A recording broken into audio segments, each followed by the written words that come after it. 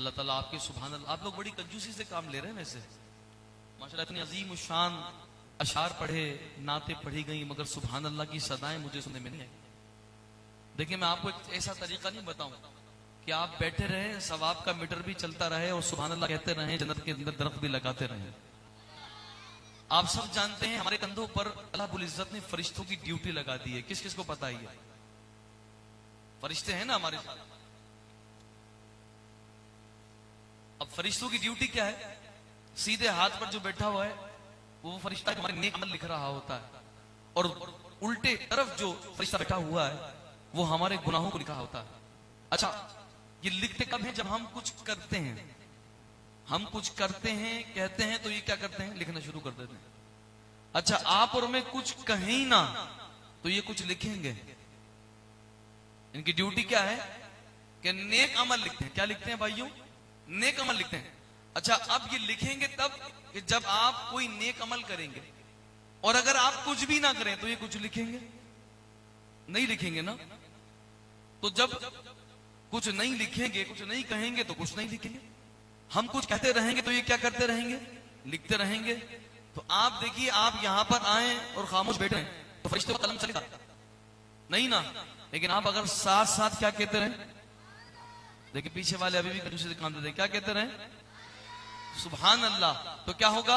आपने यहां सुभान अल्लाह कहा, वहां पर फरिश्तों का कलम है ना। आपने सुभान अल्लाह कहा, आपके नामे अमाल के अंदर सुभान अल्लाह का सवाब दर्ज हो गया। तो यहां बैठे हैं, आए हैं, हमारे यहां तो आज कोई अपना टाइम देने को किसी को तैयार नहीं है। तो आप माशाल्लाह 2-4 घंटे, 3 घंटे, 2.5 घंटे देने के लिए यहां आए हैं। तो क्या ख्याल है, इसका एक अच्छा फल हमारे पास आना चाहिए, दुनिया में भी आखिरत में भी। तो यहां बैठने का तो सवाब मिलेगा क्योंकि हुजूर अलैहिस्सलाम की जिक्र की महफिल है।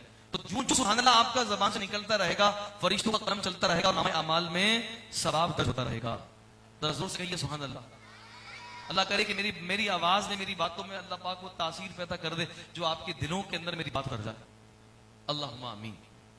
तो बड़ी खुलूस के साथ और बड़ी मोहब्बत के साथ साहिब खाना ने महफिल सजाई और वाकई दिख भी रहा है। अल्लाह पाक इन खुलूस को अपनी बारगाह में कबूल फरमाए और इसका बदल इनको दुनिया में भी अता फरमाए, आखिरत में भी अता फरमाए। तमाम हम्द सना, तमाम खूबियां, तमाम तारीफें उस ज़ात वहदहू ला शरीक के लिए हैं जो हमारा खालिक है, हमारा मालिक है। लाखों दुरूद, करोड़ों सलाम वो नबी रहमत, शफी उम्मत, अनीस से बेकसा, चार साजी दर्दमंदा, हम गरीबों के गम गुसार, हम फकीरों के सरवत, शहरियार इरम, ताजदार हरम, नौबहार शफाअत, शब असरा के दूल्हा, नौशे बज़्म जन्नत, दानाए सुबुल, मौलाए कुल, खत्मुर रसुल, खुसरवे खूबा, सय्याहे लामका, वजहे कुनफका, दुर्रिल्लाहिल मकनून, सिरिल्लाहिल मखजून, आलिमे माकाना वमा यकून, आबो गिले अंबिया, जानो दिले अस्फिया, मतलए हर सआदत, मक़तए सियादत, खुलासाए कायनात, फ़ख्र मौजूदात, हुजूर अहमद मुज्तबा मोहम्मद मुस्तफ़ा सल्लल्लाहु अलैहि वसल्लम की ज़ात बाबरकात पर कि जिनका वजूद मसऊद कायनात की पैदाइश का सबब बना। बहुत प्यारे दोस्तों, हम जिस जिक्र की महफिल में आज बैठे हुए हैं, ये वो जिक्र है जो अल्लाह तबारक व तआला को भी बड़ा पसंद है। अल्लाह पाक भी इस जिक्र को बड़ा पसंद फरमाता है, बल्कि इस जिक्र को अल्लाह ने वो रिफातें, वो बुलंदियां, वो अजमतें अता कर दी हैं कि हमारे किसी के बस में ही नहीं है कि वह हुजूर अलैहिस्सलातु वस्सलाम की अजमतों को कमाहू बयान कर सके। उलमा ने किताबों में लिखा कि आलम खल्क अमर की जितनी नेमतें हैं वो सब मिला ली जाएं और उन नेमतों की जितनी जुमला अजमतें हैं सबको मिला लिया जाए। फरमाते हैं फिर भी ये सब मिलकर भी कोई नेमत मुस्तफा की जैसी हो नहीं सकती, कोई अज़मत मुस्तफा की जैसी हो नहीं सकती जो अल्लाह तबारक व तआला ने नबी पाक सल्लल्लाहु अलैहि वसल्लम को अता करके हमें अता फरमा दी। देखिए लिखने वालों ने लिखा, आप सब किताब है, किस चीज की तवज्जो है भाई? देखिए हुजूर के महफिल में बेअदबी हो गई तो हम यहां से पुकारे वहां वो सुने मुस्तफा की समाअत पे। ये नजरिया हमने मनाजरों के लिए बचा के नहीं रखा हुआ, हमने महफिलों के लिए भी रखा हुआ। आप कैसे बैठे हैं, क्या खबर? हुजूर को खबर नहीं होगी कैसे बैठे हैं? मेरे अदब से बैठे हैं, बातों को सुन रहे हैं या वक्त को जाया कर रहे हैं, तो उनकी निगाह हमारे कल्ब पर है, कल्ब पे आने वाले जो ख्यालात हैं उन पर भी है। तो हुजूर की निगाह तो देख रही है ना, हुजूर के उम्मती बैठे हुए हैं। तो आपकी तवज्जो, मैं ज्यादा लंबी गुफ्तगू नहीं, लेकिन इंशाल्लाह जितनी गुफ्तगू करना चाहता हूं उसमें मेरी कोशिश है कि आपको कुछ ना कुछ दे करके जाऊं। देखिए किताबों में लिखने वालों ने लिखा, क्या लिखा? उन्होंने लिखा कि अगर कायनात के जितने दरख्त हैं उनको कलम बना लिया जाए। क्या बना लिया जाए? क्या कोई मसला हो गया अंदर? कोई मसला हो गया? उलमा ने लिखा किताबों के अंदर कि कायनात के अंदर जितने दरख्त हैं उनको कलम बना लिया जाए। क्या बना लिया जाए भाइयों? आप साथ देना मेरा, क्या बना लिया जाए? कलम बना लिया जाए। कायनात के अंदर जितने दरख्त हैं उनको कलम बना लिया जाए, और जितने समंदर हैं उसको स्याही बना ली जाए। जितने समंदर हैं उसको स्याही बना ली जाए। उलमा फरमाते हैं कि मिलकर हुजूर की अजमतों को लिखें, ये मिलकर हुजूर की अजमतों को लिखें। तो लिखने वालों ने लिखा कलम लिखते लिखते तो खत्म हो सकते हैं, समंदरों का पानी अपनी वुसात के बावजूद खुश्क हो सकता है, अगर मेरे और तुम्हारे नबी को अल्लाह ने जो अजमतें अता कर रखी हैं खत्म नहीं हो सकती। आला हज़रत अभी तो घूम कर करते थे, ए रजा खुद साहिब कुरान मद्दा है हुजूर, ए रजा खुद साहिब कुरान मद्दा है हुजूर, तुझसे कब मुमकिन है फिर मिदहत रसूलुल्लाह की। तो ये वो जिक्र है जिस जिक्र की कोई तय नहीं है, कोई इंतहा नहीं है, बल्कि उलमा ने लिखा कि जहां आम मोमिनीन के मकाम की इंतहा होती है ना, वहां से वली के मकाम की इब्तिदा होती है। आवाज आ गई क्या? मुझे नहीं आ रही आप लोगों की आवाज। जहां आम मोमिनीन के मकाम की इंतहा होती है, वहां से वली के मकाम की इब्तिदा होती है। जहां पर वलियों के मकाम की इंतहा होती है, वहां से शहीदों के मकाम की इब्तिदा होती है। जहां पर शहीदों के मकाम की इंतहा होती है, वहां से सिद्दीकों के मकाम की इब्तिदा होती है। जहां पर सिद्दीकों के मकाम की इंतहा होती है, वहां से ताबई के मकाम की इब्तिदा होती है। जहां पर ताबईन के मकाम की इंतहा होती है, वहां से सहाबी के मकाम की इब्तिदा होती है। और जहां पर सहाबी के मकाम की इंतहा होती है, सहाबा के मकाम की इंतहा होती है, वहां से नबूवत के मकाम की इब्तिदा होती है। और जहां पर अंबिया के मकाम की इंतहा होती है, वहां से उलुल अज़म रसूलों के मकाम की इब्तिदा होती है। और जहां पर उलुल अज़म रसूलों के मकाम की इंतहा होती है, वहां से हुजूर अलैहिस्सलातु वस्सलाम के मकाम की इब्तिदा होती है। अल्लाहु अकबर या रसूल अल्लाह। तो बताओ फिर उस नबी की अजमतें समझ में आ सकती हैं? हमारे लोग एतराज करते हैं, कहते हैं यार तुमने इतना हुजूर का जिक्र करके इतना आगे पहुंचा दिया कि अल्लाह के जिक्र से आगे ले गए। हमने कहा भाई हैरत की बात तो यह है कि पहले आप तौबा कीजिए। अब जैसे उसको हमने कहा तौबा कीजिए, वो हैरान हो गया, मैं तौबा करूं? काम आप करो तौबा मैं करूं? हमने कहा इसलिए कि आपने कुछ ऐसा दिया कि आपको कुछ खुद शऊर नहीं हुआ। आजकल ऐसा चल रहा है, कह देते हैं शऊर नहीं होता और बाद में तवज्जो दिलाई जाती भाई आपने क्या दिया। तो अगर अहले इल्म ऐसा करने लगेंगे तो बताइए फिर ये नीचे वालों को कौन संभालेगा? अच्छा उसने दिया, उसने इतना हुजूर का जिक्र कर दिया, तुमने अल्लाह से आगे ले गए। तो हमने कहा पहले आप तौबा कीजिए, आप गड़बड़ कर। मैंने क्या गड़बड़ की? हमने कहा तुमने गड़बड़ ये की, वो जो लामहदूद था तुमने उसे महदूद कर दिया। रब की जात लामहदूद है ना, उसके जिक्र की कोई हद है, तायीन है, उसकी कोई तायीन हो सकती है, उसकी कोई हद हो सकती है, उसके मकाम और अजमत की कोई हद हो सकती है। हमने कहा तौबा आप इस वजह से करें कि आपने कहा तुमने हुजूर के जिक्र को इतना आगे बढ़ा दिया कि अल्लाह से आगे ले गए। इसका मतलब यह है आपके दिमाग के अंदर अल्लाह की कोई हद है। बहुत कम लोग समझेंगे इस बात को, शायद मुझे लग रहा है। भाई आपने कहा कि आपने हुजूर का जिक्र करके इतना आगे गए कि अल्लाह से आगे बढ़ा दिया। तो हमने कहा पहले तौबा आप कीजिए, आपके दिमाग में अल्लाह की कोई हद है जिससे आप कहते हैं उससे हम आगे जा रहे हैं। हम तो ये कहते हैं वो तो लामहदूद है, उसको महदूद कर दिया तुमने। जिस रब की कोई हद ही नहीं है, उस रब्बुल आलमीन को तुमने महदूद कर दिया। तुम्हारे दिमाग के अंदर कोई हद बन गई है उसकी, तो जो तुम्हारे दिमाग में हद बन गई है तो अब तौबा कर लो, वो तो समा सकता नहीं है। एतराज क्यों होते हैं? मैं कहता हूं एतराज इस वजह से होते हैं कि देखिए जिन तराजुओं से रत्ती और माशे का वजन किया जाए उनसे मनो टनों का वजन हो सकता है। पीछे वाले कह रहे हो सकता है। आप जाके जरा सुनार के पास जाइएगा, इतना सा उसके पास एक छोटा सा एक मीजान होता है, तराजू होता है, उस पे 5 किलो का वजन हो सकता है, वो तो रत्ती और माशे का होता है। हमने कहा जिस तराजू से रत्ती और माशे तोले जाएं उसे मनो टनों का वजन। मैंने कहा आपका दिमाग इतना सा है और हुजूर की अजमत बहुत बड़ी है। जब आप अपने छोटे से दिमाग से हुजूर की अजमतों को समझने के लिए निकलते हो तो भाई रत्ती और माशे की मीजान पर मनो टनों का वजन नहीं हो सकता। एतराज क्यों होता है? हमने कहा एतराज क्यों होता है? आप छोटे से दिमाग पर हुजूर की बड़ी अजमतों को सोचने के लिए बैठ जाते। तो जिस तरह रद्दी और माशे के तराजू से मनो टनों का वजन नहीं हो सकता, इस तरह तुम्हारे और मेरे दिमाग में हुजूर की अजमतें समा नहीं सकती। इमाम बूसरी रहमतुल्लाह अलैह बड़ी प्यारी बात है, वंसुब इला ज़ाति मा शि'ता मिन शरफिन वंसुब इला क़द्रि मा शि'ता मिन आज़मी फ़इन्न फ़ज़्ल रसूलुल्लाह लैसा लहु हद फ़यु'रबु अन्हु नातिक़ुन बिग़मी। आप कहने लगे लोगों, जितनी अजमतें हैं तुम अपने नबी की तरफ मंसूब करते चले जाओ, जितनी इज्जतें हैं, अजमतें हैं, मनसब हैं, तुम अपने नबी की तरफ वो मंसूब करते चले जाओ। कहा क्यों? फरमाते इसलिए तुम जो कुछ भी नबी की तरफ मंसूब करोगे वो तुम्हारे नबी के हक में फिर कम होगा।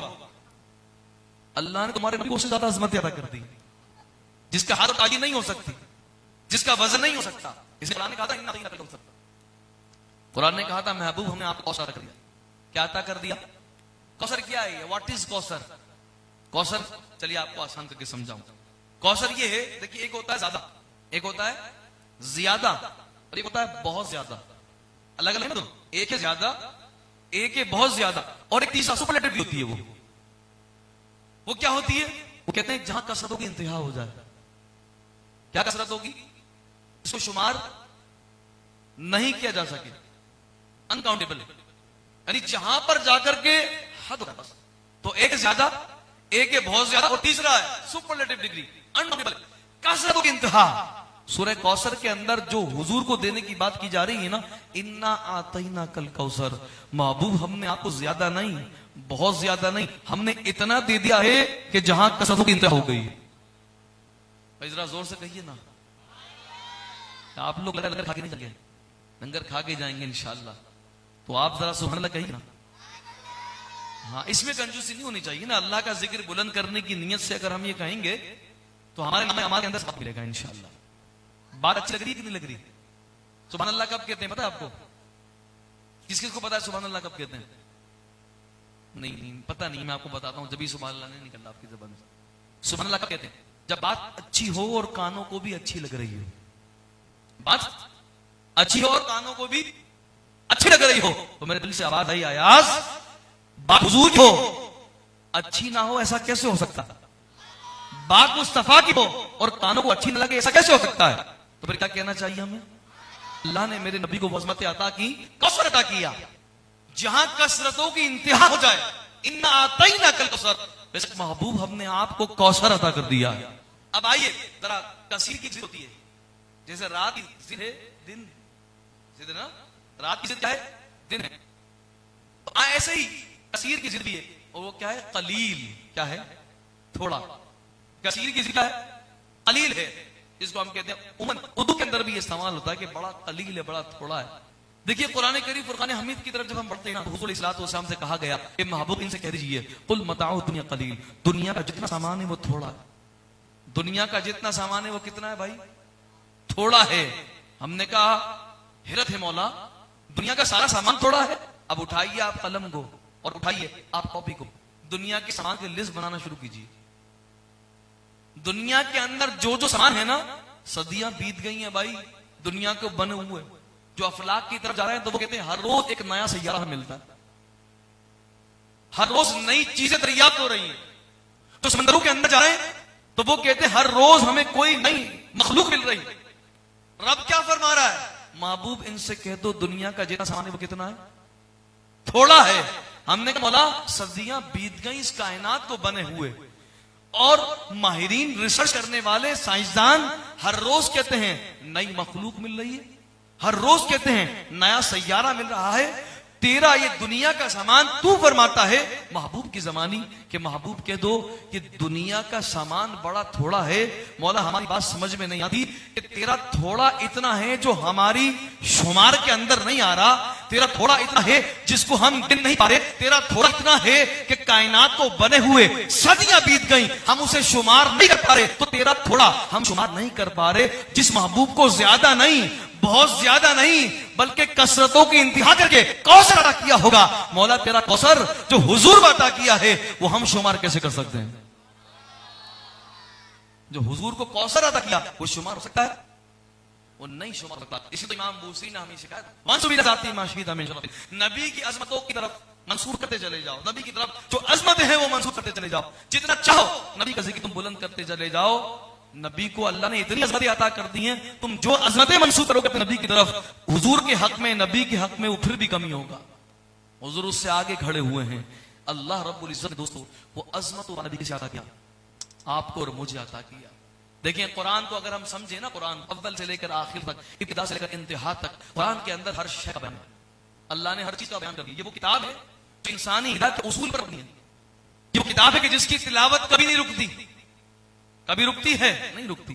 कहीं ना कहीं कोई पढ़ने वाला होता है। ये वो किताब है कि जिसमें हर शय का बयान अल्लाह पाक ने कर दिया। लेकिन दोस्तों अगर इस किताब को समझना हो आपको, तो आपको पता है किसकी जरूरत पड़ेगी? हदीस मुस्तफा की जरूरत पड़ेगी आपको। किसकी? हदीस मुस्तफा की जरूरत पड़ेगी। आप कुरान को हुजूर की हदीस के बगैर समझ सकते नहीं। कुरान का नमाज पढ़ो, अक़ीमुस्सलाह, नमाज पढ़ो। कैसे पढ़नी थी? तकबीर तहरीमा करनी है। कहां लिखा है कुरान के अंदर? नाफ के नीचे हाथ बांधने, सीने पर बांधने, कहां लिखा है कुरान के अंदर? रुकू करना है, कहां लिखा है कुरान के अंदर? रुकू का तो जिक्र नहीं। तो आप अंदाजा लगाइए, फिर वो तस्बीहात रुकू में पढ़नी है, वो तस्बीहात तो तशहुद में पढ़नी है। कुरान हम अगर समझना चाहते हैं तो हदीस मुस्तफा के बगैर कुरान समझ सकते नहीं है। दोस्तों याद रखना, जिस तरह कुरान हदीस मुस्तफा के बगैर समझा नहीं जा सकता, इसी तरह हमदे खुदा के साथ जिक्र मुस्तफा होना जरूरी है। आप हमदे खुदा करेंगे, अल्लाह रब्बुल इज्जत की हमद बयान करेंगे, कुरान को समझने के लिए हुजूर की हदीस की जरूरत। इसी तरीके से हमदे खुदा के साथ नात मुस्तफा भी जरूरी है, जिक्र मुस्तफा भी जरूरी है, क्योंकि अल्लाह रब्बुल इज्जत ने इसको जरूरी करार दे दिया। दुनिया के लोग जोर लगा करके भी इस जिक्र को जुदा नहीं कर सकते। देखिए सारा जिंदगी कोई ला इलाहा इल्लल्लाह की तरह है, ला इलाहा इल्लल्लाह की तरह मुसलमान हो जाएगा? क्या कहना पड़ेगा पूरा? जब तक हुजूर को नहीं जोड़ेगा सारी जिंदगी वो ला इलाहा इल्लल्लाह की तस्बीह करता रहे, मुहम्मदुर रसूलुल्लाह नहीं कहेगा, वो मुसलमान हो नहीं सकता। क्यों? इसलिए कि अल्लाह रब्बुल इज्जत ने मेरे नबी की जिक्र को वो अज़मत अता कर दी। फरमाया इज़ा ज़ुकिर तो ज़ुकिर तमाई, महबूब जहां मेरा जिक्र होगा वहां तेरा जिक्र होगा। महबूब जहां मेरा जिक्र होगा वहां तेरा जिक्र होगा। मौला वो कैसे होगा? फरमाया अजानें हमारी होंगी नाम तेरा होगा, तकबीरें हमारी होंगी नाम तेरा होगा, खजाने हमारे होंगे बांटने वाला तू होगा। महबूब क़यामत के दिन हौज़े कौसर हमारा होगा, उसके जाम भर भर के पिलाने वाला तू होगा। महबूब क़यामत के दिन अदालत हमारी होगी, गुनहगार उम्मत की शफाअत तेरी होगी, और महबूब उम्मत तेरी होगी, जन्नत मेरी होगी। तो जहां हुजूर का जिक्र है, जहां रब का जिक्र है, वहां हुजूर का जिक्र है कि नहीं? अल्लाह ने इसको कितनी अज़मतें अता की। हमारे यहां बहुत सारे बहन लोग हैं, जश्न आजादी मनाने की दलील मिल गई उन्हें, लेकिन मिलाद मुस्तफा मनाने की दलील अभी तक नहीं मिली। इस्लामिक बैंकिंग का निजाम देखिए सारा खड़ा हुआ इन लोगों के ऊपर है। बड़ी बड़ी दलीलें निकाल करके टेढ़े कामों को सीधा कर दिया। क्या काम कैसे सीधा होगा? इस्लामी बैंकिंग वालों के पास जाए, मुफ्ती साहब बैठे होंगे, आपको बताएंगे। इतने मुश्किल और पेच वाले काम जिनके लिए बड़े अरखेजी से काम करने की जरूरत थी, और फिर दलील में थे, वो सारी दलीलें मिल गई उनको। लेकिन हुजूर अलैहिस्सलातु वस्सलाम का मिलाद मनाना चाहिए, खुश होना चाहिए, करना चाहिए, आज तक बेचारे महरूम है, उन्हें दलील नहीं मिली। तो हम ये कहते हैं सुनो भाई, अगर हमें हुजूर के मिलाद मनाने की कोई दलील ना भी मिलती, हम फिर भी मनाते, हम फिर भी मनाते। कि बहुत सारे काम वो होते जो किसी कहने के नहीं होते, हमारे करने के होते। आपके घर में मेहमान आ रहे हैं, वो नई चादर बिछा रहा है, नए तकिए बिछा रहा है, नए गिलाफ लगा रहा है, नई चादर बिछा रहे हैं, तो देखने वाला कोई कहे नई चादर, नए गिलाफ, नए किस लिए? तो हम कहे भाई मेहमान आ रहे हैं, तो वो कहे भाई मेहमानों ने कहा है नए गिलाफ बिछाओ, नए तकिए लगाओ, नई चादर बिछाओ। हमने कहा बेवकूफ, ये काम मेहमानों के कहने के नहीं होते, ये मेजबानों के करने के होते। अगर हुजूर अलैहिस्सलातु वस्सलाम के मिलाद पर खुशी मनाने की हमारे पास कोई दलील ना भी होती, हम कहते हैं फिर भी मनाते। क्यों? ये काम वो है जो किसी के कहने का नहीं, उम्मती के करने का है। फजल रब्बुल उला, और क्या चाहिए? मिल गए मुस्तफा, और क्या चाहिए? दामने मुस्तफा जिनके हाथों में है, उनको रोज जजा, और क्या चाहिए? अल्लाह ने ऐसा नबी दे दिया, बिठाओ उस नबी की अजमतों को सीने के अंदर, फिर तुम्हें किसी काम के करने की दलील की जरूरत नहीं पड़ेगी। लोग हमसे दलील मांगते हैं। चलिए मैं एक दलील की बात निकली ना, यहां से एक बात और छेड़ देता हूं। देखिए हमारे यहाँ लोग टेक्निकल चीज आपको समझाता हूं, और ये समझने वाली चीजें हर के लिए, अपने हो कोई भी हो, वो समझ के जाए, उठे ये बात। दावा जिस लेवल का होता है, दलील उसी दर्जे की दी जाती है। जिस दर्जे का दावा होगा, दलील उसी दर्जे की होगी। मिसाल के तौर पर हमने कहा फला काम फर्ज है। क्या काम है? फला काम फर्ज है। तो फर्ज को साबित करने के लिए दलील हम कहां से देंगे? कुरान से। कहां से देंगे? कुरान से देंगे। अगर हमारा दावा है फला अमल फर्ज है, तो हम उसके दावे की दलील कुरान से देंगे। हमने कहा फला अमल वाजिब है। क्या है? वाजिब। तो वाजिब को साबित करने के लिए दलील हम कहां से देंगे? हदीस मुबारक से। कहां से देंगे? ये देखें, आपको शायद पता नहीं है, चलिए इल्म में इजाफा हो रहा है इस महफिल की सदर में। फर्ज अगर हम कहते हैं फला अमल को फर्ज है, तो दलील कहां से देनी पड़ेगी? ठीक है, माशाल्लाह आप लोग। वाजिब अगर हम कहते हैं फला अमल है, दलील कहां से देनी पड़ेगी? हदीस मुबारक से। अच्छा, हम कहते हैं ये अमल कोई मुस्तहब है, तो याद रखिएगा मुस्तहब को साबित करने के लिए ना कुरान से किसी दलील देने की जरूरत है, ना हदीस से किसी दलील देने की जरूरत है, बल्कि मैं यूं कहूं तो गलत नहीं, मुस्तहब को साबित करने के लिए किसी सही हदीस का होना भी जरूरी नहीं है। फिर मुस्तहब कैसे साबित होता है? हमने कहा मुस्तहब ऐसे साबित होता है, हुजूर ने फरमाया मा राहुल मुमिनुन हसनन फहुव इंदल्लाहि हसनुन। जिसको मुसलमानों की खास जमात उलमा की किसी अमल को अगर अच्छा समझने जाए, मुस्तहब उससे साबित हो जाता है। मुसलमानों की उम्मत, उलमा की खास जमात, उलमा की खास जमात अगर किसी अमल को अच्छा समझे, उससे मुस्तहब अमल साबित हो जाता है। अब बताइए, हम मिलाद को फर्ज कहते हैं? हाँ भाई, मिलाद को फर्ज कहते हैं, तो ये तो कहते हैं हमसे कुरान से दिखाओ। तो हमने कहा दावा जिस दर्जे का है, दलील उसी दर्जे की देंगे ना। हम कह रहे हैं कि भाई हमारा दावा क्या है? हम फर्ज कहते हैं। हम फर्ज तो कहते नहीं, जब फर्ज नहीं कहते तो फिर कुरान से दलील क्यों दिखाएं? भाई दावा जिस दर्जे का होगा, दलील उसी दर्जे की। किस चीज की समझ में आ रही है बात? आ रही है, उतर रही है? जब दावा हमारा फर्ज नहीं है, तो फिर दलील कुरान से क्यों दें? अच्छा, कहते हैं हदीस से दिखाओ। तो हमने कहा कि हम इसको वाजिब कहते हैं मिलाद? वाजिब कोई नहीं कहता। जब वाजिब कोई नहीं कहता, तो वाजिब को साबित करने के लिए कहां से दलील दी जाती है? हदीस से। वो कहते हैं हदीस में दिखाओ। हमने कहा दावा उस लेवल का है नहीं, तो दलील उस लेवल की क्यों दें? हम तो वाजिब भी नहीं कहते इसको, हम तो वाजिब भी नहीं कहते। हम तो कहते हैं अगर वाजिब कहते होते तो हदीस पेश करते हैं ना। हम तो वाजिब भी नहीं कहते, हम तो मुस्तहब कहते हैं। क्या कहते हैं? मुस्तहब को साबित करने के लिए कुरान से दलील की भी जरूरत नहीं होती, हदीस से भी दलील की जरूरत नहीं होती। क्या जरूरत होती है? हमने कहा उम्मत का इजमा, उम्मत का एक कसीर तबका जिस अमल को अच्छा समझता चला आ रहा हो और करता चला आ रहा हो, उसे मुस्तहब हो जाता है। हमें कुरान पेश करने की जरूरत नहीं, हदीस पेश करने की जरूरत नहीं। अच्छा, ये तो एक इल्मी बात हो गई। अगर हम मिलाद को साबित करने के लिए जाएं, तो हम कुरान से भी दलील दे सकते हैं, हदीस से भी दलील दे सकते हैं, सब मौजूद है।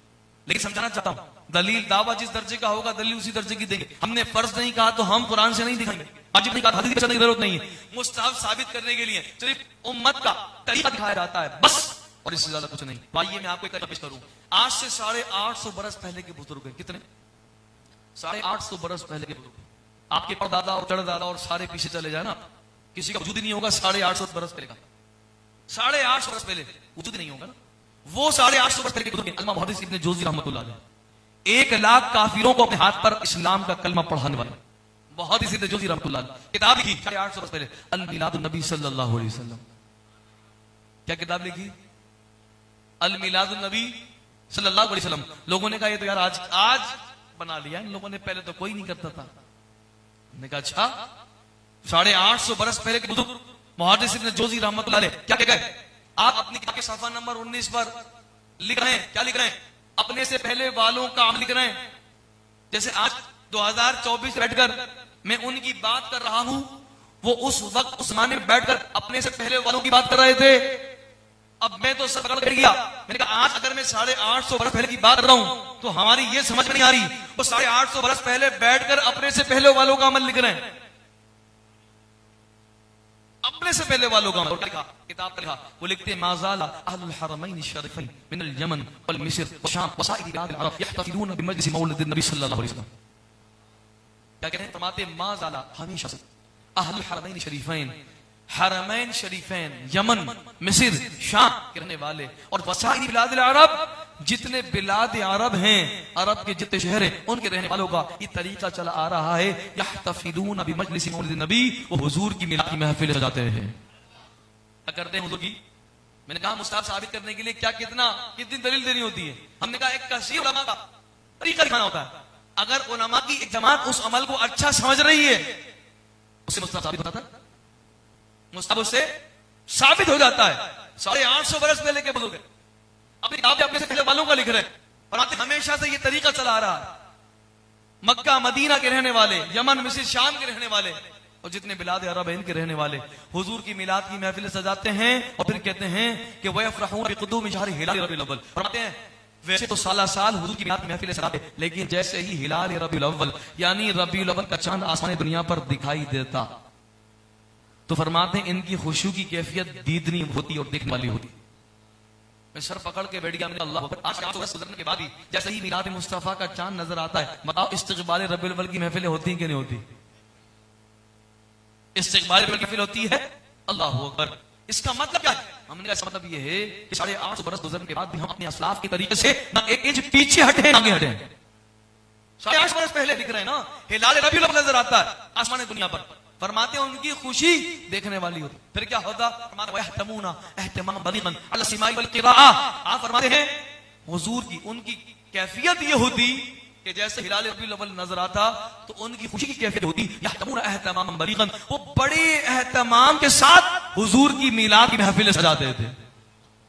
आज की मिलाद की महफिल को जरा आप देखिए गौर से, एहतमाम हुआ है कि नहीं समझे भाई? एहतमाम हुआ है? कितना आलिशान एहतमाम हुआ हुआ है।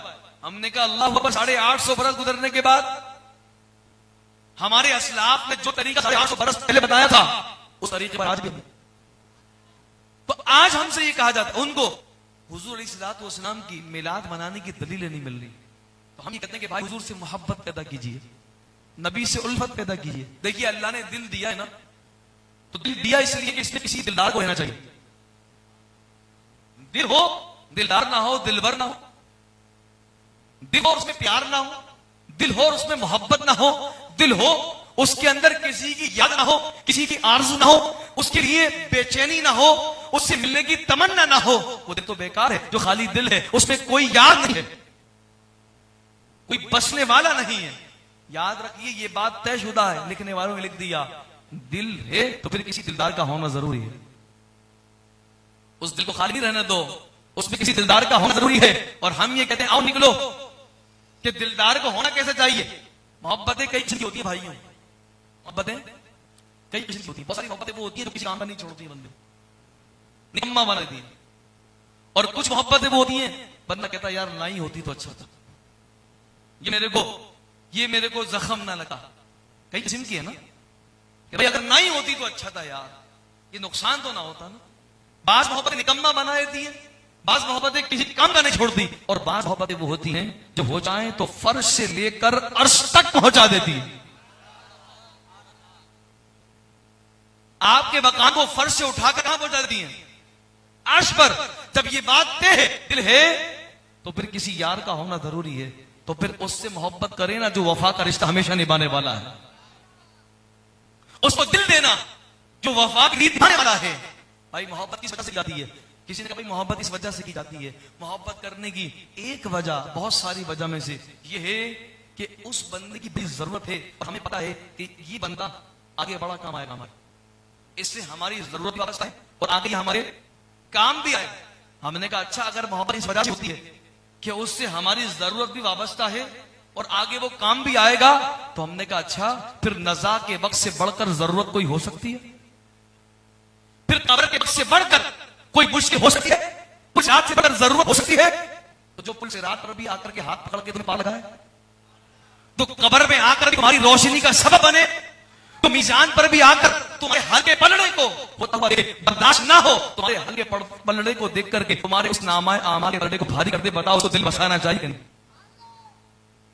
तो फिर उस नबी को दिल में बसाओ ना जिनसे तुम्हारी मेरी जरूरत वाबस्ता। क्यों मोहब्बत होती है? जरूरत किसी से वाबस्ता हो या काम आएगा। हमने कहा फिर हुजूर से बढ़कर कोई दिखेगा जो तुम्हारे काम आएगा। जहां पे सब छोड़ जाएंगे, बीवी बच्चे औलाद, मां अपनी मोहब्बत के बावजूद भी अपनी औलाद की कब्र पर कितनी देर खड़ी रह सकती है? दफन करने के बाद भी चल लंबी खड़ी नहीं रह सकती। चले गए, सब चले गए, दोस्त यार दिलदार सब गए। हमने कहा देखो सब गए, दोस्त यार दिलदार सब गए, मदीने का ताजदार वहां भी आ गए, तो फिर मोहब्बत उससे नहीं करोगे भाई उसे। अच्छा फिर मोहब्बत किस वजह से होती है? अभी मोहब्बत की बहुत सारी वजूहात में से एक वजह यह है कि उस बंदे ने माजी में कोई एहसान किया होता है और उस एहसान की वजह से उसकी मोहब्बत दिल में रच बस गई होती है। बंदे के दिल आता है इसको फरामोश नहीं करूंगा भाई, इसने एहसान किया। तो हमने कहा अगर मोहब्बत इस वजह से ही होती है, इस वजह से होती है, तो बताओ अगर हुजूर ना होते तो तुम्हारा मेरा वजूद होता? हुजूर ना होते तो हमारे पास ये रिश्ते होते, हमारी आंखों की ठंडक होती, हमारी दिल की ठंडक बीवियां होती, हमारे माँ बाप होते, हमारे रिश्तेदार होते। हमने अगर मोहब्बत इस वजह से की जाती है कि उसका एहसान है माजी में, तो हुजूर ना होते तो हम ना होते। हुजूर से बढ़कर एहसान कोई हो सकता है? हुजूर है तो हम है ना, हमारे कारोबार है ना, हमारी आंखें है ना, हमारा दिल है ना, हमारी जुबान है ना। हुजूर ना होते तो कुछ ना होता, हुजूर ना थे तो कुछ ना था, हुजूर ना हो तो कुछ ना हो। जान है वो जहान की और जान है तो जहान है। शायद आगे बात होता हो ना ये फूल बुलबुल का तरन्नुम भी ना हो, ये ना साकी हो तो मैं भी ना, हम भी ना हो, चमने जहर में कलियों का तबस्सुम भी ना हो, बस में तौहीद में तुम भी ना हो, हम भी ना हो। अगर हुजूर ना होते तो कुछ ना होता। हुजूर ना होते चांद की चांदनी ना होती, सूरज की रानाइयां ना होती, शफक का जमाल ना होता, उफुक की सूरत ना होती, चिड़ियाओं की चहचहाट ना होती, अरे बल खाती हुई नदियां ना होती, अरे बल खाते हुए समंदर ना होते, कुछ ना होता अगर हुजूर ना होते। हुजूर है तो सब कुछ है। अगर किसी से मोहब्बत इस वजह की जाए, उसने हम पर एहसान किया, तो हमने कहा सबसे बढ़कर एहसान हम पर हमारे नबी का, कि उनके सदक़े हमारा वजूद है, उनके सदक़े हम हैं। अच्छा फिर मोहब्बत अगर किसी से इस वजह से की जा सकती है कि वो बड़ा इल्म और फजल के अंदर कमाल लगता है। लोग शायरों से, उलमा से, डॉक्टरों से मोहब्बत किसने रखते हैं? भाई बड़े कमाल वाले, बड़े कमाल वाले हैं, इल्म और फजल में बड़ा कमाल हासिल है। हमने कहा अगर किसी से इस वजह से मोहब्बत होती है कि किसी को इल्म और फजल में बड़ा कमाल हासिल है, तो जिसने भी वो पढ़ा होगा, साइंस पढ़ी होगी, किताब पढ़ी होगी, उर्दू पढ़ी होगी, जो कुछ भी पढ़ा, जिस बुनियाद पर उसको फजल कमाल हासिल है, जिससे भी पढ़ा होगा, वो पढ़ाने वाली कोई ना कोई मखलूक ही होगी, उसको किसी ना किसी मखलूक ने पढ़ाया होगा। अगर किसी से इस वजह से मोहब्बत की जाती है, उसको बड़ा फजल कमाल है, बड़ा इल्म वाला है, बड़ा फजल वाला है, हमने कहा आप अगर किसी से मोहब्बत करते हो उसके इल्म की बुनियाद पर, तो उसे जो कुछ पढ़ा होगा किसी मखलूक से ही पढ़ा होगा। तो बताओ फिर वो उसका मुकाबला कैसे कर सकता है जिसको पढ़ाने वाला मखलूक नहीं है, खुद खालिक है? उनके इल्म में मुकाबला कर सकता है? नहीं कर सकता। जिनको किसने पढ़ा? खालिक ने पढ़ा दिया। बेवकूफ लोग समझ ही सके, पढ़ के गए हुजूर को, हुजूर के उम्मी को लेकर के नबी पाक सल्लल्लाहु अलैहि वसल्लम के शान, जिस सिफत को कुरान ने सिफत महमूदा के तौर पर बयान किया था, उम्मी, ये हुजूर की सिफत महमूदा समझे ही नहीं। इस उम्मी के उमूम को लोग समझे नहीं और गलत फहमियां पैदा कर दी लोगों के दिलों के अंदर कि हुजूर अनपढ़ थे। वो भाई अनपढ़ बताना मकसूद नहीं था, यहां पर बताना यह मकसूद था कि हुजूर पर किसी मखलूक का एहसान नहीं है, हुजूर पर खालिक का एहसान है बस। और यही एहसान काफी है। हुजूर ने किसी मखलूक से नहीं पढ़ा, यह बताना था उम्मी कहकर, यह नहीं कहना था कि अनपढ़ है, जिसने कायनात को, कायनात में आने वाले लोगों को ऐसा इल्म दे दिया हो कि जहालत का दौर दौरा हो, लोगों को जिंदगी का फलसफा ना पता हो। 23 साल के अरसे के अंदर उस हस्ती ने पूरे अरब की सरजमीन का नक्शा बदल दिया हो। सीरत निगार हैरान हैं, परेशान हैं कि कोई 23 साल के अरसे के अंदर अरब की बिगड़ी हुई हालत को ऐसे कैसे सुधार सकता है। तो हमने कहा देखो, जिसने रब से पढ़ा हुआ काम वही कर सकता है, जिसको पढ़ाने वाला खालिक है कर सकता है। हमारे यहां लोग हुजूर के उम्मी होने को नहीं समझे। उम्मी का मतलब बेपढ़ा, ये जरूर है। अच्छा सिर्फ यही मतलब नहीं है, और भी तो मतलब हो सकते थे। जो हुजूर से मोहब्बत करने वाले हैं और भी मतलब बयान कर सकते हैं। उम्मी का एक माना पता है क्या है? उम्मी का एक माना यह है, असल क्या है? उम्मी का एक माना क्या है? असल मतलब क्या है? उलमा ने फरमाया इसका मतलब यह हुआ हुजूर अलैहिस्सलातु वस्सलाम सारी कायनात की तरफ असल बनाकर भेजे गए। नबी सारी कायनात के असल हैं। अगर हुजूर की मोहब्बत हो तो ये माना भी तो बयान करो ना। उम्मी वाला माना बयान कर दो कि बेपढ़े थे। पढ़ने का देखो, अगर हुजूर को उम्मी बनाया तो इसमें अल्लाह ने हिकमतें रखी हैं। बात कहीं और निकली, कहीं तो पूरा करो। उम्मी बनाने में अल्लाह तबारक बता रहा कि हिकमत है। क्यों? आसमानी जितनी किताबें थी उसमें आखिरी नबी की निशानी क्या लिखी थी? उसमें आखिरी नबी की निशानी यही लिखी हुई थी कि उन्होंने किताब लिखना पढ़ना किसी से सीखा नहीं होगा। लिखना पढ़ना किसी से सीखा नहीं होगा। आखिरी किताबों के अंदर आने वाले जो आखिरी नबी हैं उनकी निशानी ये लिखी थी कि वो उम्मी होंगे। उन्होंने लिखना पढ़ना किसी से सीखा नहीं होगा। अगर हुजूर अलैहिस्सलातु वस्सलाम लिखना पढ़ना या लिखे पढ़े होते, हो सकता था ये एतराज कर देते, भाई हुजूर की हिम्मत में शक कर लेते। नहीं मानते कुरान को, नहीं मानते किताब को, नहीं मानते हुजूर की अज़मतों को। अल्लाह ने हुजूर को उम्मी इसलिए रखा ताकि साबिका किताबों के अंदर जो नबी की आखिरी नबी की जो शान बयान हुई है, और जब वो नबी आए और नबूवत का ऐलान करे और कुरान को कहे ये मेरा नहीं अल्लाह का कलाम है, तो लोग बात को मानने में जरा भर भी सोचे नहीं, बल्कि उस नबी की जबान से निकलता चला जाए, लोगों के दिलों में उतरता चला जाए। तो वो अगर किसी से मोहब्बत फजलो कमाल की वजह से होती है, तो बताओ हुजूर से बड़ा फजलो कमाल वाला कोई हो सकता है? और अगर किसी से मोहब्बत उसकी हुस्न और खूबसूरती की वजह से हो सकती है, बड़ा खूबसूरत है, बड़ा हसीन है, हमने कहा अगर किसी से मोहब्बत इस वजह से हो सकती है तो फिर पूछो ना हजरत अबू हुरैरा से, जो हुजूर को देखते थे और हुजूर को देख करके फरमाते थे मा राअयतु शैअन अहसन मिन रसूलिल्लाह काना शम्सु तजरी फी वजहिही, फरमाते मेरी आंख ने हुजूर से बढ़कर हसीन देखा ही नहीं है। और फिर हुजूर के चेहरे को देखते हैं, काना शम्सु तजरी फी वजहिही, ऐसा लगता है हुजूर के चेहरे की जो चमक निकलती है, हमारे ऐसा लगता है कि सूरज हुजूर के चेहरे के अंदर तैर रहा है, चल रहा है। अगर किसी से मोहब्बत उसके हुस्न की वजह से, तो बताओ हुजूर से बढ़कर कोई हसीन हो सकता? मौला अली रज़ी अल्लाह अन्हु फरमाते हैं आप जैसा हसीन न पहले कभी देखा आपसे पहले और न आपके बाद कभी कोई हो सकता। अगर किसी का हुस्न की वजह से, तो हुजूर से बढ़कर हसीन हो सकता? अल्लामा ज़ुल्फ़ार रहमतुल्लाह ने हिकायत लिखी, नबी पाक सल्लल्लाहु अलैहि वसल्लम सफर करते करते अपने हुजरे से निकले, बाहर निकले, होते होते बाग से बाहर निकले, एक जगह पर तशरीफ लेकर जहां पर कोई काफिला जो सफर कर रहा था, तो नबी पाक सल्लल्लाहु अलैहि वसल्लम की निगाह उनके ऊंटों में से एक कीमती ऊंट की तरफ चली गई और हुजूर इस्लाम को वो ऊंट अच्छा लगा। हुजूर ने काफिले वालों को रोका। अब देखिए हुजूर इस्लाम के हुस्न को ज़हन रखें, और जिसने पहले कभी नहीं देखा हुजूर को, वो पहली मर्तबा देख रहा, उसकी हालत क्या होगी? अल्लामा ज़ुकानी ने लिखा, फरमाते हुजूर आए, हुजूर देखा बड़ा कीमती ऊंट था, काफिले वालों को देखा, काफिले वालों से कहा कि देखो सुनो ये ऊंट हमें बेच दो। काफिले वालों ने हुजूर को देखा तो हुजूर के हुस्न में खो गए, हुजूर के हुस्न में खो गए। हुजूर ने फरमाया देखो ये हमें बेच दो, हम तो वैसे ही सैर के लिए निकले थे, अभी चूंकि हमारे पास कीमत नहीं है, ये हमें दे दो, हम अपने गुलाम को भेज देंगे, वो आपको आकर के कीमत दे जाएगा। अच्छा यहाँ क्या हाल हो रहा है? यहाँ जो काफिले वाला हुजूर को देख रहा है तो देखता चला जा रहा है और हाँ हाँ करता चला जा रहा है। हुजूर जो बोल रहे हैं वो कह रहा है जी जी जी और हाँ हाँ करता चला जा रहा है। हुजूर ने मुहार पकड़ी ऊंट की और चले गए, हुजूर को देखे चले जा रहे हैं, देखे चले जा रहे हैं, मदहोश हो गए हुजूर के हुस्न के अंदर। जब हुजूर निगाहों से गायब हो गए तो किसी ने कहा ओ हो ये क्या कर दिया, ये क्या कर दिया? ना पता लिया ना कोई जामिन बनाया, ओ भाई ये तो तुम्हें लूट के ले गया कोई, ये तो गड़बड़ भाई। कभी भी किसी से सौदा होता है और कोई ये कहे कि भाई अभी आके दे जाऊंगा, उससे नंबर तो लेते हैं, नहीं लेते हैं हमारे यहाँ, नंबर लेते हैं, पता पूछते हैं, मोबाइल नंबर लेते हैं, तो उसने कहा ये क्या हो गया? हुजूर निगाहों से गायब हुए, सब होश में आए, ये क्या हो गया? इतने में ये कहते यार वो जब बोल रहे थे तो कैसे नूरानी किरणें उनकी जबान से निकल रही थी। किसी ने कहा यार उनकी आंखों की गोलाई की खूबसूरती देखी थी तुमने?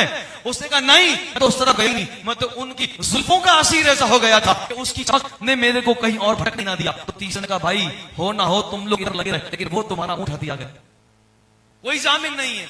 अभी ये बातें कर रहे थे, उस काफिले की सरदार की बीवी आई, उसने कहा मैं उस बंदे की जामिन में बन जाती हूं। सब हैरान हो गए, सरदार की बीवी जामिन? कहा तुम जानती हो? उसका जानती तो मैं भी नहीं। तुम जानती हो तो जामिन नहीं, जानती तो मैं भी नहीं। फिर ये कि वो तुमसे बात कर रहा था, कन आंखियों से मैं भी उसे देख रही थी, उसका चमकता चेहरा इस बात की गवाही दे रहा था और मेरे दिल से ये आवाज आ रही थी ऐसे चमकते चेहरे झूठों के नहीं सच्चों के हुआ करते, अगर वो ना आए तो पैसे मुझसे लेना। अभी ये बात हो रही थी, एक गुलाम दौड़ा दौड़ा चला आया, उसने कहा लो जी अभी हमारे नबी तुमसे ये लेके गए थे, ये कीमत लो। उस पूरे काफिले वालों ने कहा अब कीमत तो बाद में देना, पहले उस नबी के दर पर हमें ले चलो। अगर किसी की मोहब्बत उसके हुस्न की वजह से की जाती है तो हम ये कहते हैं भाई हुजूर से बढ़कर कोई हसीन है? हुजूर अलैहिस्सलाम से बढ़कर हुस्न हो सकता है? हर हुस्न अपने अंदर एक कशाफत रखता है, एक कमी रखता है, हर हुस्न में कमी है। भाई कितना दुनिया का हसीन शख्स, हसीन से हसीन शख्स दुनिया का नहाएगा नहीं, पसीने में से बदबू आएगी, बुरुश नहीं करेगा, मुंह से स्मेल आएगी, हाँ बड़े से बड़ा हसीन हो दुनिया का, लेकिन ये खराबियां हर हुस्न के अंदर होगी। लेकिन अल्लाह अकबर, अल्लाह ने मेरे नबी को हुस्न ऐसा दिया कि हज़रत उम्मे सुलैम फरमाती हैं हुजूर आराम फरमा रहे थे और हुजूर का पसीना निकल रहा था, फरमाती है मैं एक मुंह खुली हुई जो है एक शीशी लेकर के आई और फरमाते हैं हज़रत उम्मे सुलैम ने हुजूर अलैहिस्सलाम का पसीना मुबारक अपनी बोतल के अंदर भरना शुरू किया। हुजूर की आंख खुल गई, फरमाया उम्मे सुलैम ये क्या कर रही हैं? आप फरमाती है खुदा की कसम मुझको अंबर में भी हमने या रसूल अल्लाह खुशबू नहीं पाई जो आपके पसीने में हमने पाई। हर हुस्न अपने अंदर कमी रखता है। बताओ मेरे नबी के पसीने की खुशबू साहबा दूर से पहचान लेते हुजूर इस गली से, उनको किसी को पता करने की जरूरत नहीं होती थी, उनको खुशबू मुस्तफा आया करती थी। तो जिसको ऐसा हुस्न मिला, आप और मैं मुंह दांत साफ नहीं करें स्मेल आती है, हमारे आपके थूक के अंदर जरासीम होता है कि नहीं? डोंट स्पिट लिखा होता जगह जगह, यहाँ थूकना मना है। भाई क्यों मना है? इसलिए कि जरासीम है, इसलिए मना है। हमने कहा आप तो मेरे थूक में तो जरासीम, दुनिया का कितना ऐसे लोग उसके थूक में जरासीम होंगे। आओ मुस्तफा की तरफ और हुजूर अलैहिस्सलातु वस्सलाम के लुआबे दहन को देखो। ये वो दहन है जो खारे पानी में गिरता है, डलता है, खारा पानी मीठा हो जाता है, खुश कुएं के अंदर डलता है, पानी बाहर आकर उबलने लग जाता है। हजरत जाबिर की हंडिया डलता है, 1000 सहाबा खा लेते हैं, फिर भी हंडिया का सालन कम नहीं होता। हजरत अबू कतादा की आंख में लगता है, आंख की रोशनी तेज हो जाती है, अल्लाहू अकबर, और सिद्दीक अकबर की एड़ी में लगता है, जख्म सही हो जाता है। अगर मोहब्बत की यही वजह है तो बताओ हुजूर से बड़ा हसीन कोई खूबसूरत है? तो आओ ना फिर उस मुस्तफा का दामन थाम ले, जो उनके दामन से जोड़ा जगाना हो गया, जिसके हुजूर हो गए उसका जमाना। देखिए मैंने अब शुरू में बात की थी, बात एंड कर रहा हूं। मैंने ये बात कही शुरू के अंदर, कहते मोहब्बत में होती है, कहीं छोड़ती, निकम्मा बना देती है लोग, यार गया ये तो निकम्मा बना देती है। लेकिन आओ उस मुस्तफा का दामन थामो, जिनकी मोहब्बत मिलती है तो बंदा फर्श लेकर अर्श तक पहुंच जाता है। आप बताइए ना, आप बताइए, बड़े बड़े बादशाह है, बड़े बड़े सल्तनतों के चलाने वाले हैं। आले सासान के बारे में हमने पढ़ा, 33 साल हुकूमत ईरान पर इन्होंने। आले सासान 33 साल हुकूमत, 33 साल हुकूमत करने वाले आले सासान को कोई नहीं जानता। आप में से बहुत सारे लोग, बल्कि कसीर लोग, बल्कि साई नाम पहली मरतबा सुन रहे हो। 33 साल हुकूमत करने वाले आले सासान को कोई नहीं जानता, कोई नहीं जानता शहनशाह और बादशाहों को। लेकिन आप आओ हुजूर की जमाने में और जमाने नबी के अंदर, कैसर किसके पास था, किसरा कौन था, नजाशी कौन था, कौन शहनशाह था, कोई नहीं जानता। लेकिन अगर पूछो हुजूर के जमाने में जो मुअज्जिन अज़ान दिया करता था उसका नाम क्या था? 33.5 साल हुकूमत करने वाली हुकूमतें मिट गई, बादशाह मिट गए, कोई नहीं जानता। जो हुजूर के दामन से वाबस्ता हुआ, बिलाली रंग वाला, मोटे होंठ वाला, हजरत बिलाल हबशा से चलने वाला, वो हुजूर के दामन से वाबस्ता हुआ। हमने कहा कोई याद नहीं रहा, लेकिन जैसे ही मौज़िन रसूल का नाम आता है तो हजरत बिलाल का नाम जबान पर जारी हो जाता है। तो फिर करो ना उस नबी से मोहब्बत, कि जिनकी मोहब्बत मिलती है फर्श पर नहीं, बंदा अर्श पर पहुंच जाता।